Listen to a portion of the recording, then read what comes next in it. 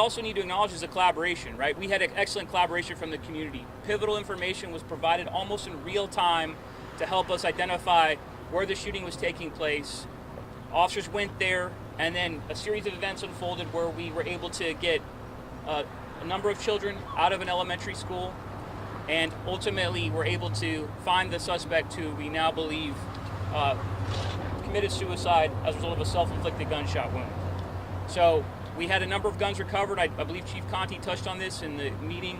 6 guns were recovered from the apartment. An additional 3 partial gun items were recovered at another location that are tied to the suspect. Included among the guns were high-powered rifles and handgun firearms. We right now are exploring all pieces of damaged property in the greater area. So we had reports of 2 windows struck in the 3400 block of Connecticut Avenue Northwest. That's part of our forensic investigation. We'll evaluate and determine to see if that's the same gun that was fired right over here at 2950 Van Ness. And then we also had a series of cars that were struck. Unfortunately, we did have 4 victims that did sustain injuries from gunfire, and Chief Conti touched on the fact that one of them was a retired police officer, and we have 2 victims that are still in the hospital receiving treatment. So your thoughts and prayers are certainly appreciated for those 2 victims. The other 2 victims received very, very minor injuries and are no longer in area hospitals. So we're grateful for the community. That's a brief summary of where we stand. And I know there's a lot of questions regarding the surrounding neighborhood, some of the things you've seen this year, and I'll delegate to the ANC to go from there. Thank you so much, Commander Bentley. We really appreciate you coming. I know there's a lot of questions from the community. I also see Mary Chey is here as well. I don't know if you want to speak a couple of words about what you saw in the community or how you're feeling right now. Well, as I think I sent a message to you about this meeting, I also want to have I also was planning to have a separate meeting about a whole variety of incidents, not just this one incident. This might be a one-off, some crazy person with a tripod and guns and stuff. But we've had a number of incidents that afflict, and I use that word, afflict apartments along Connecticut Avenue. And we see, open-air drug use, we see fights, we see domestic violence in the units. We see the woman whose feet were bound jumping out of the window to get out from what appeared to be a partner likely to kill her. We've seen so many things, and even minor things that disturb the peaceful enjoyment of people's units. I have had reports of people getting on an elevator and somebody saying, "Let me help you with your groceries." They say, "No, I'm fine." They take the groceries and say, "You got to pay me to give them back to you." Crazy stuff like that. And so I want to get to the bottom of that, which has a lot to do with, and there are different levels of homelessness. It has a lot to do with indiscriminately placing a sizable number of people who are coming out of chronic homelessness, and statistics tell us that a third, maybe more, are suffering from mental illness or drug addiction. These folks need clinical help, not just social workers, and we need some way to get a grip on what's going on in these units. So I don't know. In continuation to what did the meeting start? Because nobody can hear. Well, we're talking about all of you. So in continuation of what Councilmember Chey is saying, so my name is Claudette David. I am the chair of ANC3F, and you probably have already met all the commissioners. So there are several things that we want to make sure happens moving forward. And so there is an issue with wraparound services needed in our apartment buildings. So we do want to open the lines of communication between us and building managers, condo associations, maybe on a quarterly basis, every couple months, but we want to open up that conversation to make sure that if anyone who's in need has a caseworker, making sure that those caseworkers work with the building managers, work with the police officers. If that person doesn't have a caseworker, but there are issues, but people are calling them and calling police officers on them, that we make sure that building managers are keeping us informed of what's happening within their own buildings. We're also wanting more foot patrols up and down Connecticut Avenue, but we're not wanting that to take away from resources in other parts of the community, because it is an issue across the city. But we do need that support from police officers. So police officers have been working with everyone. So you've already been working with the building managers. You've already been working on folks who may need assistance. They're already been in communication with us to try to make sure that things are going well, but there's no structure in place. And so we want to make sure moving forward that there's a structure in place to make sure that we're all informed of what's going on. Can I also say, with respect to that, if these property owners are making extra money, which they are, because they can charge market rate or above market rate for folks coming in, they are getting an advantage. They don't live in these places, so presumably they don't care. In some buildings, the tenants have asked, could you at least have a security guard or some other measures that they ought to take, because they are behaving irresponsibly with respect to the tenants. So we do have someone from the Department of Behavioral Services here. Mr. Do you mind just... He's here to answer questions. Yes. But if you want to talk about what your agency actually does and how, because we want to have you in the conversation when we do start speaking with building managers. But if you can speak to what you can actually do to help with those issues that are happening within the apartment building. Sure. Let me start by extending our condolences to the community. We were here on Friday night as part of the reunification.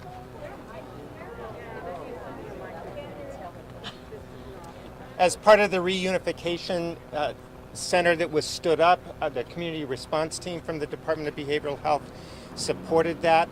We have the community response team, which includes mobile crisis, and with new investments from the mayor and from the council, we are expanding the community response team. We are also working with the police department to expand crisis intervention officer training and mental health first aid training. So there are a lot of different services that DBH, the bulk of services, mental health and substance abuse services in the district are provided by certified partners, not by the department directly, but we do operate those safety net services, the emergency psychiatric program, the mobile crisis response team, and again, partnering with expanded mental health and behavioral health training for officers at all levels. Thank you. Thank you. So I wanted you to hear from him, so you'll know that we'll be working with that office. We'll be working with DHS as well. So, but we're wanting to moving forward, short term, try to see if we can get more foot patrols up and down Connecticut Avenue. Also, what we're doing is that's the short term, and in the long run, we're working with building managers. We're trying to have that discussion with building managers, because then they could bounce ideas off each other, how to strengthen safety within their own unit, within their own buildings. So we definitely understand everyone's concerns around, this is a multidisciplinary issue. This is not just the police. This is not just Department of Behavioral Health. This is a multi-layered issue that obviously impacts our community, but impacts communities all the way across DC. What happens in Ward 7 and 8 happens here as well. And so a couple of things that we definitely are advocating for. One, we are gonna work with Department of Behavioral Health, with the Mayor's office, with Mary Chay's office, to UDC, to start a community task force to address these issues. We need your support as well. We absolutely need you guys to, as you guys have already done, provide us feedback about what it is that you guys want to see done, what we need to advocate for, what we want to, what funding needs that we need to advocate for in the office. As ANC commissioners, part of our role with great weight is to advocate on behalf of the community for these resources. This is some of the work that we've been trying to do in the Housing and Neighborhoods Committee, the Schools and Universities Committee, and with all of that, we hope as we continue to push forward that these issues, there are long-term systemic issues in DC and also in our neighborhood that we're going to try to address. These issues are not going to change overnight. We absolutely, in terms of the voucher holders and you know, our people needing assistance, they're all part of our community. We understand everybody wants to help everyone in the community, and we want them to feel welcome. So that's part of the reason why we also want to invite those that we are speaking about, not talking about, but also inviting them into the conversation about what services that those people also need as well.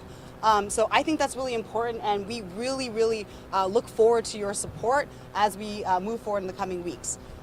In terms of additional next steps, you know, we would love for folks to continue to join our ANC meetings. We would love for people to join our committees. Our Schools and Universities Committee, for example, only has 3 members and there's 2 commissioners on them. So the ANC is also working towards better communication across the board. So we're starting up our social media campaign. We're starting up newsletters. We understand that the communication can be a lot better, and that's something that we are definitely working on over the next coming months. And we absolutely could use your support.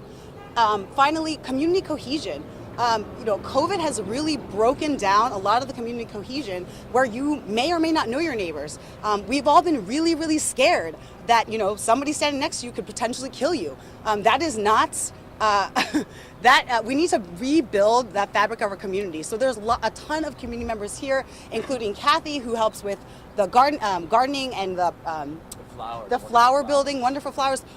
There is a Gloria, who unfortunately can't be here today, who's working on the Van Ness Main Street and the pop-ups. We want you guys to continue to come out and feel safe in the community, get to know your neighbors, so that we can continue to build strength here. There is absolutely strength in our community, and we understand people are really, really afraid.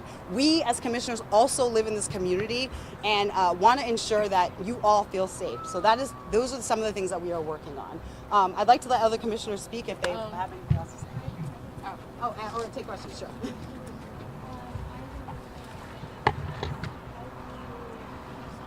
How can you ensure that whether apartment buildings or condos will follow through security measures? I know for a fact I've been living there for 4 to 5 years. We have been asking for cameras, more security, and they have not delivered on that until this incident happened. So how can we follow through with the communities to say, oh, we'll do something, but then the apartment buildings precisely, and how we make sure that they'll actually follow through? But I think I would encourage you to bring that to the ANC. That is a frontline thing that the ANC can absolutely 100% bring pressure to bear and hold those folks accountable. We will not stand in front of you and lie to you and tell you that we can get illegal guns off the streets. That is a national problem that the 7 of us would be lying if we said that we could take care of that. That problem you should absolutely bring. We welcome that conversation at the ANC level. And if you live in an apartment building or a condo or a multi-unit dwelling where you feel as if the manager, the building owner, and sometimes they're absentee owners, they're not even in the district, they don't have a stake in the community, you come to the ANC and we will take that up. Can I ask a question? Please. Kim Farmer, I've been advocating on this. Hi, Kim. for a long Yes, time. I remember you. I know everyone. Thank you for coming tonight. Well, I'm with some of my fellow advocates in buildings. Okay, I'm sorry. I've been advocating on this issue for several years, and we've asked the ANC directly for a resolution for a long, long time, and there wasn't a response. Maybe it was when did you take over? Can you clarify for us?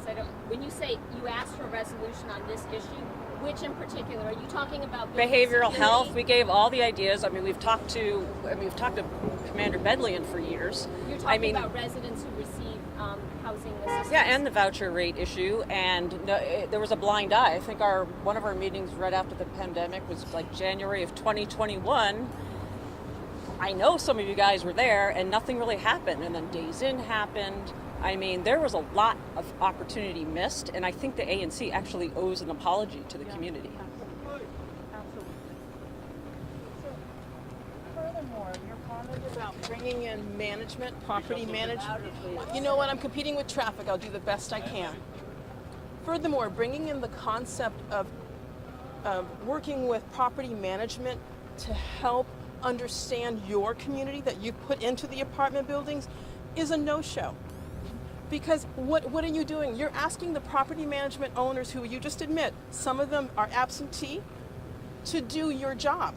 You know, wait, somebody has to take responsibility for this. Absolutely. I'm going to say third person you. Yeah. Put these people in our buildings. We want them as our neighbors. We want to embrace what you're saying.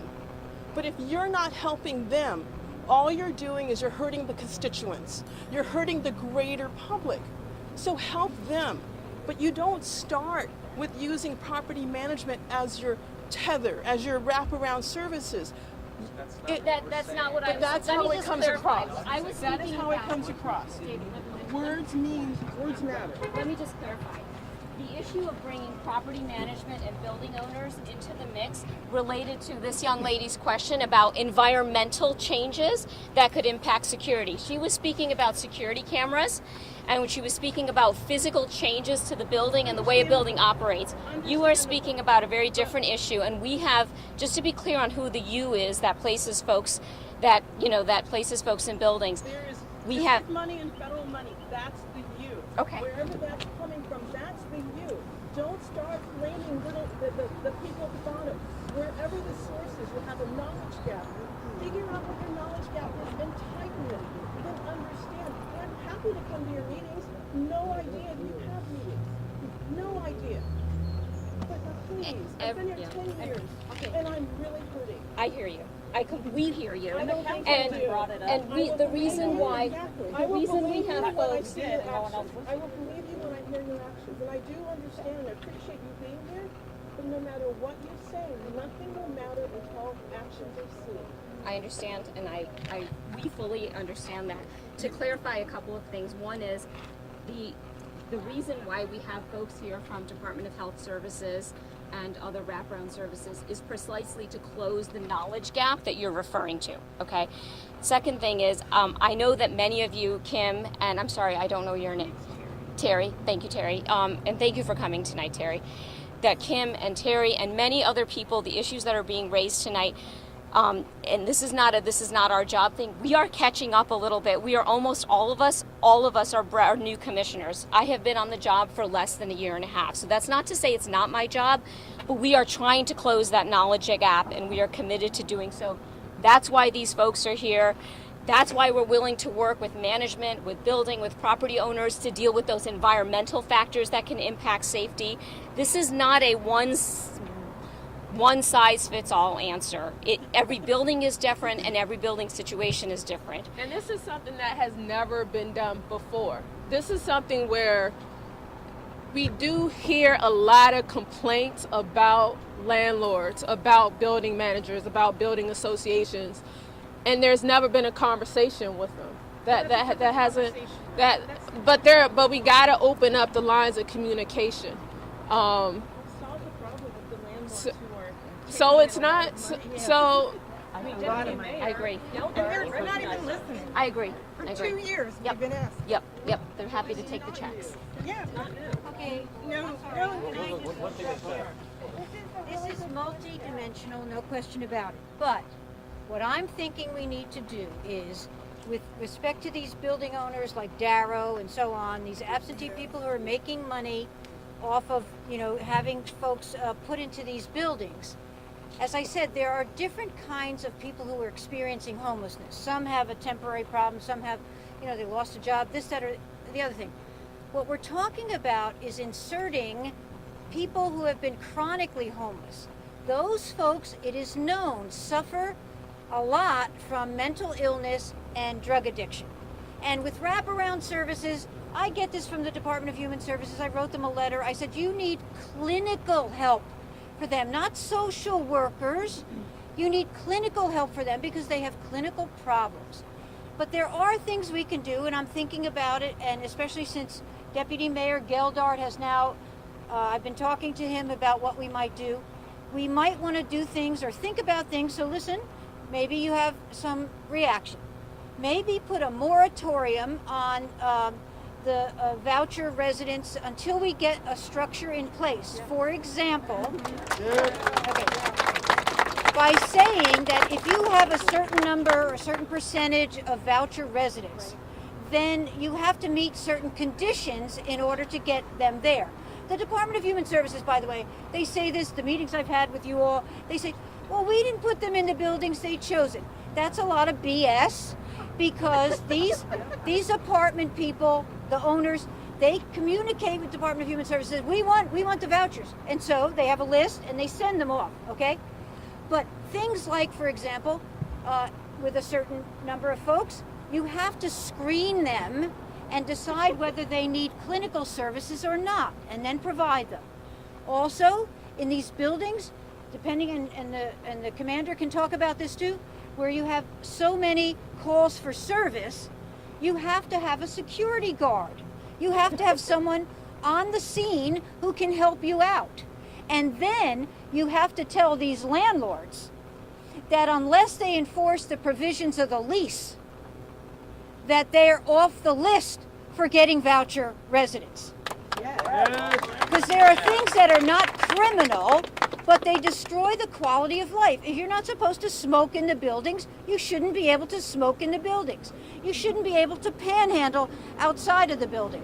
Or inside the building. And people have had, for example, their clothes stolen from the laundry room. Stuff like that. If that's what's going on in a building and the landlord doesn't attend to it, then that landlord is on the list of not getting any more voucher residents, because the landlord is making money. He's making money. They don't do this out of the goodness of their heart. You know that. They're making money. Now, I was able to stop one of the things that they had done by legislation. It used to be, let's say you were in a rent control building and a voucher resident occupied a unit. When that voucher resident left, the landlord was able to take that unit back up to market rate. I passed legislation that says you can't do that anymore. So that took one advantage, but there's still advantage by this. So there are things we can do, and it's not a single thing. You're talking about multiple things, but there is a construct that we could put in place that would enable us to be open and welcoming to people who need a place to stay, but also to deal with people who come into the buildings and have serious clinical problems, and requiring the landlord also to be responsible. So another thing, but another thing to mention to this is what happens when we start talking about voucher holders is then you have a lot of people then talk about how there's like a racial, economic, there's an undertone to that. So I want to speak to people who need assistance. Yeah. Just anyone who need assistance. Thank you. Right. Any questions? So a follow-up question about that. I mean, we're talking a lot about homeless people with drug problems and mental illness, okay? And then we're talking about violence of a lot of different types that arises from a lot of different causes. This guy over here, the Burke school shooter, he was not a homeless mentally ill guy. Yeah, okay. let's not conflate those. Right. So let's talk about these other instances of violence. Have we established a causal relationship? No. Between the two, or we're just talking about I want us to all understand is that let's talk about people who need assistance, people who need help. There's no structure.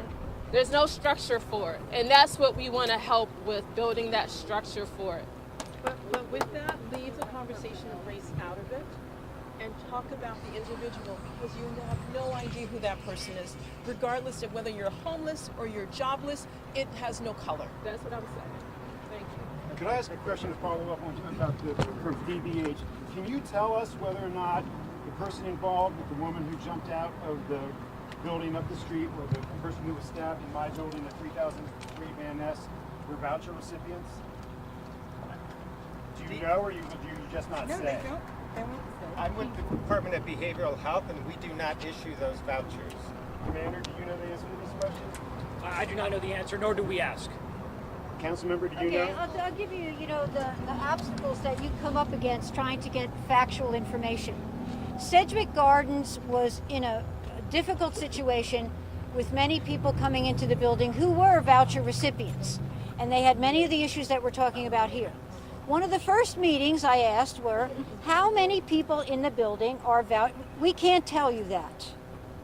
And why not? I don't know. What is the percentage?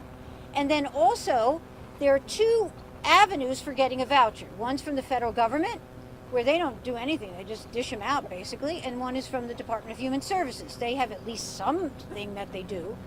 But it's awfully hard getting that information. I would like to know how many recipients occupy the buildings here. There are a couple of buildings on MacArthur Boulevard where 90% of the residents are voucher holders. Now, that wasn't the case at the outset, but people move out because they experience certain things and they just don't want to take it anymore. So it's a very hard question. You're the press. Why don't you get me the answers? I know how many are in my building. How many? 41. Out of how many in the building? I mean, it's important to know.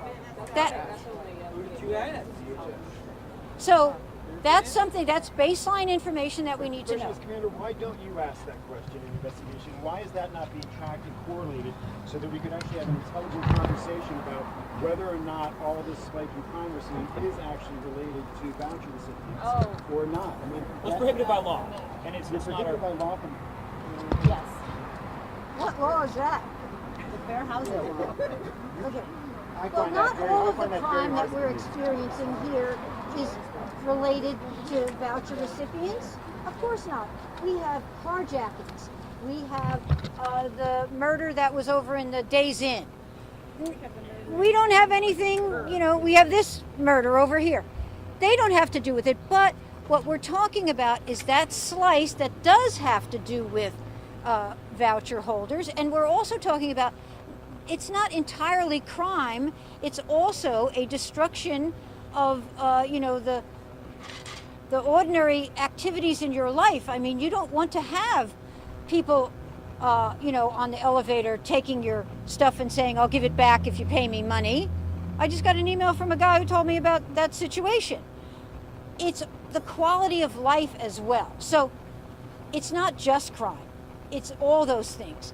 But to say that there are other things going on with crime, yeah, but the answer to that is not to say, but we're not going to focus on this because it doesn't cover the whole territory. It's only to say we're going to focus on this because it covers part of the territory of what we're worried about. As you guys can hear, this is a very nuanced conversation that we're having, right? We're talking about violent crime in terms of, the active shooter, and then we're talking about, again, systemic issues that have happened in across DC, which is why we need the voucher program in general, right? And also, we're talking about how to help really vulnerable populations continue to be part of our community. Again, this is a really, really multi-layered issue that is not just going to be solved by one institution or one policy, right? It's a really, really multi-layered issue. And obviously, Mary Chay's office has really worked on some of these issues to ensure that everyone feels welcome in this community. So we really commend you on that. There are definitely policy implications that we need to really be paying attention to, and we absolutely advocate this community to bring those things to the ANC so we can advocate on behalf of you to City Council. Again, the ANC does not have legislative authority, right? We only have great weight. And so while we have been working, I've been on the Housing and Neighborhoods Committee for the past 2 years or so, as well as the Schools and Universities Committee. So we have been working on this issue in multiple ways and try to address them in several ways. Have we been totally successful? Absolutely not, because again, it is a complicated, multifactorial issue. And so we want to ensure that we continue, like I said, to welcome people to our community. We understand that the voucher holders are, that some people may perceive that the voucher holders are increasing crime in this community. I want to make sure that we don't conflate the two. And also that we're not conflating increase in violence with those. Most of the people who are on vouchers are law-abiding citizens who are just trying to make it. So we want to ensure. Realize that. Of course, But we also realize that many of these people, like the councilwoman said, have behavioral problems, and Absolutely. and if people are on vouchers, they have caseworkers. And why is the city not been at all helpful in that? That's totally understood, and that's something absolutely that you guys should all advocate your city council to increase funding to Department of Behavioral Health, to advocate for council, all of those. So exactly. And if money is not the issue, then we need to advocate for allocating those resources to the appropriate places, right? I have lived in multiple cities in multiple countries, and I can tell you, in no city are there enough social workers, caseworkers, police, nurses. Like the nursing staff shortage is an issue in our country, right? It's a crisis. So we can take questions in the back. Yes. Thank you. I have two questions, comments. First of all, I appreciate this meeting and all the offerings that people have made regarding taking action. Like, what are we going to do? For example, the management, that there are going to be processes from ANC to behavioral health to the managers in the building. As an owner in one of the condo buildings that I've lived there for over 20 years, I do think that there needs to be some sort of communication. If there are people that need help in buildings, whether they're owners or renters, I want to know, like, what you mentioned the managers. So what is happening, and is everything happening the same steps for every building with that manager? That's the first question I have. So just to clarify your question, so you want to understand what steps are being taken with the building management in across the across neighborhoods. Yes. I mean, every building management is different. I have a monthly meeting with building management. They are not always the most responsive to our needs. I also live in the building as well, so we as well as the tennis association are really putting pressure on building management to be able to do that. I know across Ness there are a ton of tenants associations that are also really actively working on these issues as well. So I think each individual ANC representative, whoever your representative is, should continue to work. We are going to continue to work with those building managers to try to put pressure so that those building managers will continue to be responsible. Okay, so that's a great idea, and it sounds like that's not happening in every single building. And we have to make sure, right now, and we have to make sure that's happening. And I think, the power is right here with us, and, I haven't unfortunately been able to do much because even though I've lived here for over 20 years, but I'm here and I'm willing, and I think we are the ones that need to, first of all, I've been, over the years, I've been offering, I don't know if there's anything like this now, but something like a citizen's watch. Like all of us here, how can we, and when I say get to know, I don't mean like have wine and cheese, but, like get to know our neighbors and communicate with each other, like what is happening so that we can be a more powerful presence. So tomorrow there is a training. There's a crime safety training actually tomorrow evening, and we'll do more actually. So we've got signs up at most of the bus stops. It's on our website as well, anc3f.com. So there is a public safety crime, public safety training tomorrow night. But I just want to remind everybody of the three things that is not happening right now, but we're working on making it happen from now moving forward, and that's the request of more public, of more foot traffic, police patrol up and down Connecticut Avenue. Two is talking to all of those Department of Human Services, everyone who's associated with anyone needing assistance, because we're not just talking about voucher holders, we're talking about people who need assistance. There's no structure in place right now. They're living in apartment buildings, there's no structure in place for the building manager and police officers who are always, if they're being called on, like that information needs to be recorded, but also shared when we do start creating opportunities for building managers, condo associations to talk and have this discussion with MPD on those calls, with those services, those agencies that provide the services on those calls as well. Thank you for that. I think what I was getting at more is the people right here and what we can do together to support you all, to work with you all. That's what I think, that's where the power is, not by saying what are you going to do? What can I do? We do get a lot of help. So you can contact us. Our email is commissioners@anc.dc.gov, because we do need help with putting up the flyers so that you know when our meetings are, so that you know the events that we do. You know, there's a training tomorrow night, so that you know when those are. We need help with people just putting those things up in the community, because you're minding your business.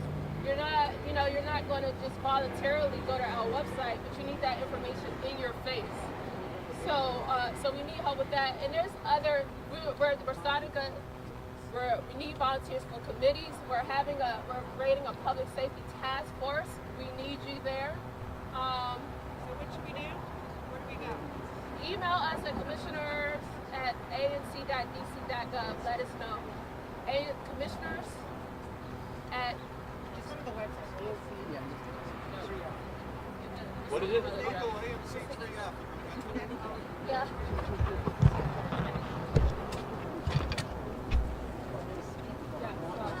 I wanted to start by saying that my building has several voucher tenants. We've not had any problems at all. And I think Can you say that louder? my building has several voucher tenants, and we've not had any problems at all. Where are you? Up the street. I don't want to name the building. Okay. But I think part of it comes down to selection. And I noticed that the person involved in the incident on Thursday night has many felony and other charges on the DC Superior Court website. And it's my understanding that they can screen for felonies and a history of violence. Maybe the council member can say if that has changed.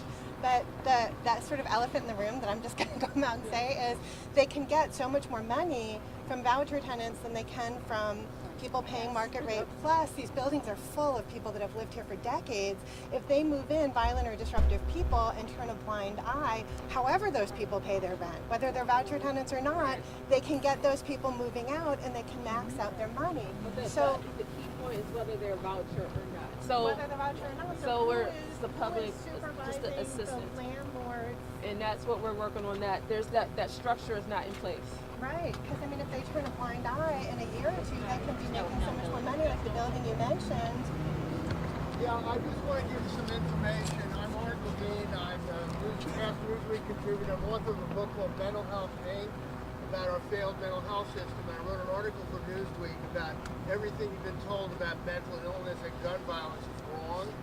And there is effective outreach being done in LA County that at school and other levels it helped prevent as many as 50 imminent threats, and they have an integration between the schools, between the police, and with the mental health system.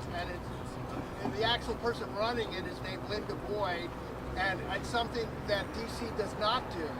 And there's all these missed opportunities, and I wrote about it for Newsweek, and it's also in my book. And I'd urge you to learn about it, and I'll try to send you some information via email. Okay? It's a very important thing, and they succeed in LA County, but they don't do any of that stuff here. Is DC actively recruiting social workers and psychologists and psychiatrists and trainers and business coaches and whoever the people are that need to make all these programs work? Do we have enough personnel to make all these programs work? And if not, are we actively recruiting them out of the universities, out of the professional schools, out of the hospitals, out of wherever, out of private practices? Because it seems that we can't do any of the things that anybody has mentioned here without the personnel to carry them out, no matter what their credentials are. Because Right? I mean, there was money, I think, way back when.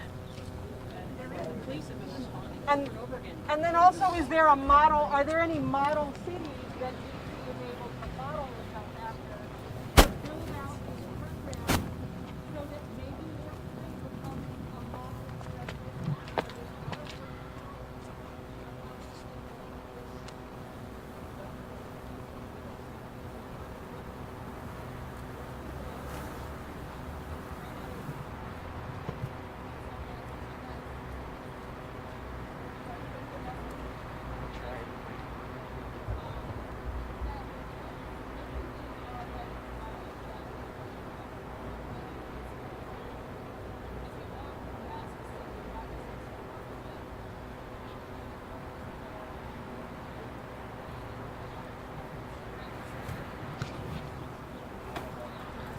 Yeah, that's correct. So if you couldn't hear, we have specific officers that are trained to work with people that are in mental health crisis.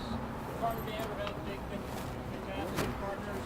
They've trained hundreds of our officers throughout the department on how to be crisis intervention trained. We have over 60 here in the 2nd District, and we also have a select few officers that have received some specific training for homeless/mental health outreach. It's a very, very successful model. They build rapport, they connect them. Our outreach is guided and shaped around those particular needs because sometimes we just get 911 calls that are not crimes. They're disorder, people yelling, people talking to themselves. We want Department of Behavioral Health to take those calls. Department of Behavioral Health is eager to take those calls, but sometimes folks still call us. So we go, we engage, we partner, and we establish relationships. So that's a few things that we are doing in that field. Kathy. Sorry, she's had her hand up for a while. Go ahead, Kathy. Thanks for having this meeting. While y'all are up here, You've got to yell really loud. okay, there's a woman down there throwing bricks at people. Myself and somebody else have called the police twice. Nobody has So my question, my suggestion is, I know that you're talking about putting the structures in place. Maybe you could publish a timeline on your website.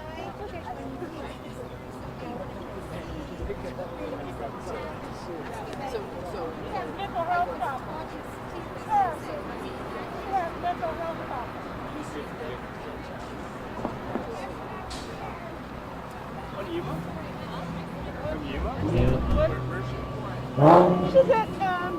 She sat down now.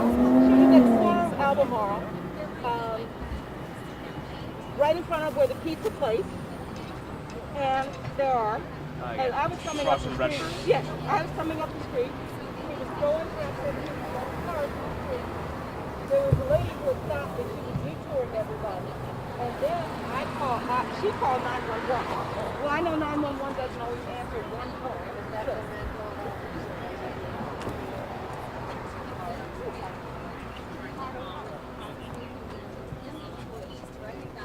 People are more stressed who need help. And it's not just chronic mental illness. It could be just momentarily mental illness. Absolutely. One of the things that's interesting, I think, pardon me, so much.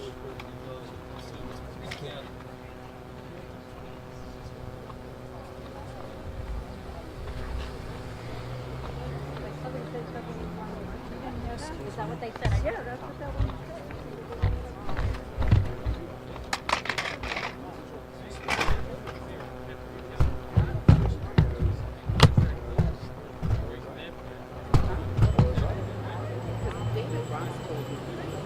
There's not one person, because there might be 40 people in that building.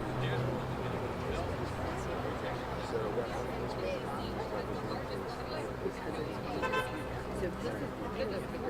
So when all those problems started happening, I went to my office and said,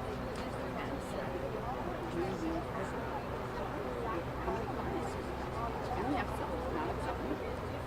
And I said, are there there needs to be some prophylaxis that they're going to do. And there was no feedback. And I talked to David Bronson.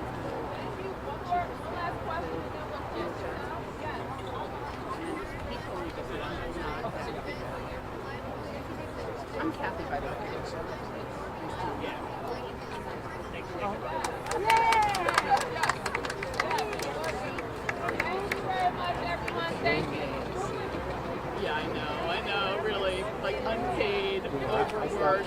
criticize the garden company. Oh, I was gonna say, are you one of those? Oh, excellent. I don't know. This is the first